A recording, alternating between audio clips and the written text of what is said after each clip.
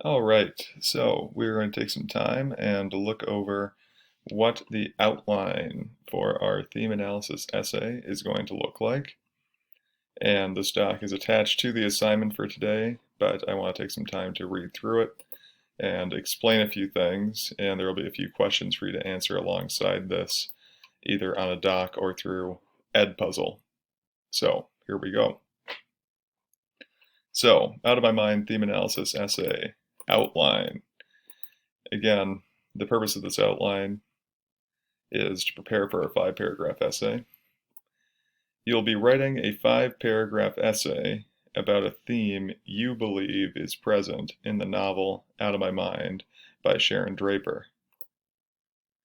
You will include evidence from the text and explanations to prove your chosen theme is present in the text.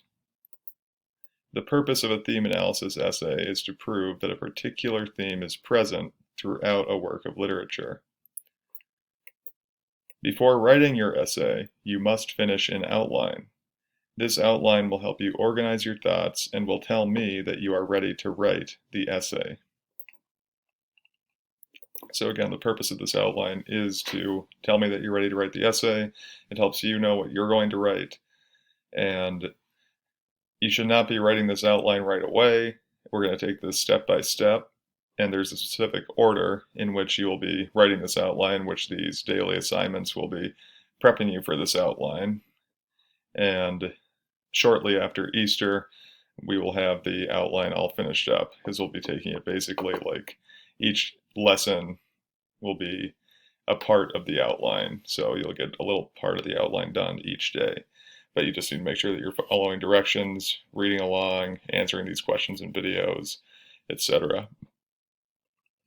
But this video is just meant to be an overview of what the outline is and what it'll end up looking like. So the first part of the outline for the 5-paragraph essay is the introduction. So with the introduction, you'll need a hook, and we'll get into more information specifically about hooks later on when we get to the introduction part.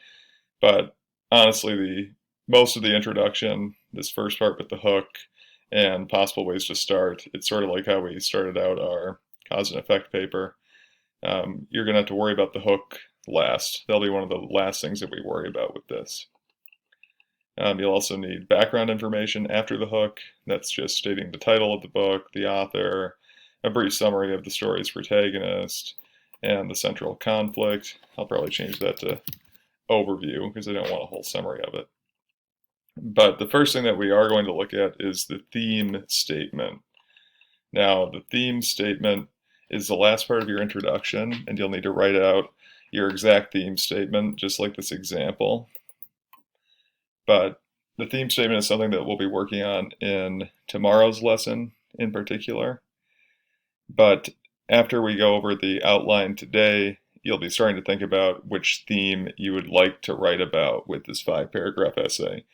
Now, we've been tracking themes throughout the process, so you should have some idea of a theme that you're interested in, and you'll get a chance to find some possible quotes that are attached to that theme today as well. But as far as the theme statement goes, you'll have your theme statement ready by Easter break. And we'll get into the specifics of writing out the theme statement, just like this example, in tomorrow's lesson. So continuing with the outline here. After the introduction paragraph, which we just went through, you'll need to outline your body paragraph. And these body paragraphs definitely have a pattern. And basically throughout these 3 body paragraphs, you're talking about how the theme develops throughout the plot and how it's present throughout the plot. We've talked about in class how using quotes from throughout the novel is important in order to prove that it's actually there throughout the entire book, not just at the beginning, not just at the end, not just in the middle, but throughout the entire book. And so the recommendation is, and how you'll get full points on this outline and eventually this paper, is that the first body paragraph will have a topic sentence, a specific example from the rising action of the story and how it connects to the theme, and again, quotes to support example number 1 with citations. So we're looking for at least one quote, but I put quotes there just in case people want to add in 2 quotes, but we're looking for at least one quote from the rising action of the story and talking about how it connects to the theme. Body paragraph 2, we're moving up the plot map from rising action to the climax or turning point in the story and how it connects to the theme. So that's somewhere in the middle, and the climax is the most exciting part or turning point. You'll need a quote from that part of the story. And again, talking all about how that quote connects to the theme. It's just like we've done with the theme tracking exercises that we've done 4 times throughout reading this book. You'll basically be doing that theme tracking, but turning them into more formed paragraphs for these body paragraphs.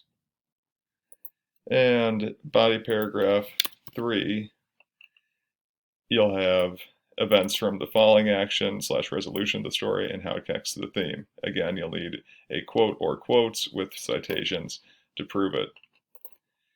So you can see kind of a pattern throughout with these body paragraphs. All of them are topic sentences.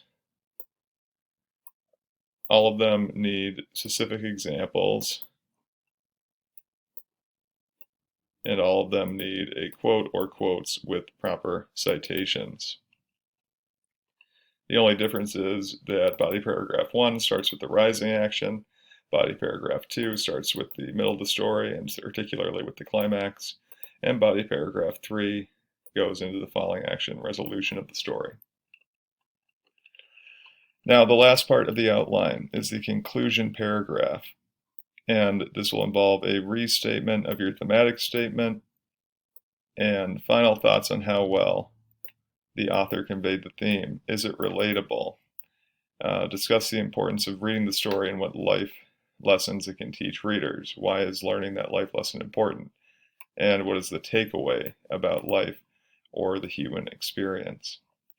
Now, the conclusion, much like the hook and the introduction, the conclusion is also one of the last things that we'll work on with this outline. The first priority will be to finish up that theme statement.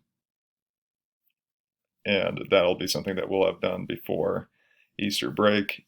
And now you have the rest of the time for this lesson to fill out that Google form and choose a theme that you're interested in. And afterwards, you can start recording 5 to 6 quotes that could relate to that theme. And I'm going to have a list of quotes for you to choose from that are taken from all of those theme tracking exercises that we've done throughout the book. So, have at it. If you have questions, again, please feel free to email me and contact me during those office hours, which again is 9:30 to 11:30. That'll be the best time to reach me. But other than that, good luck. Hope you answer the questions alongside this via Edpuzzle or via a doc, depending on how the technology works. But happy writing, happy theme hunting here. And again, if you have questions, please email me.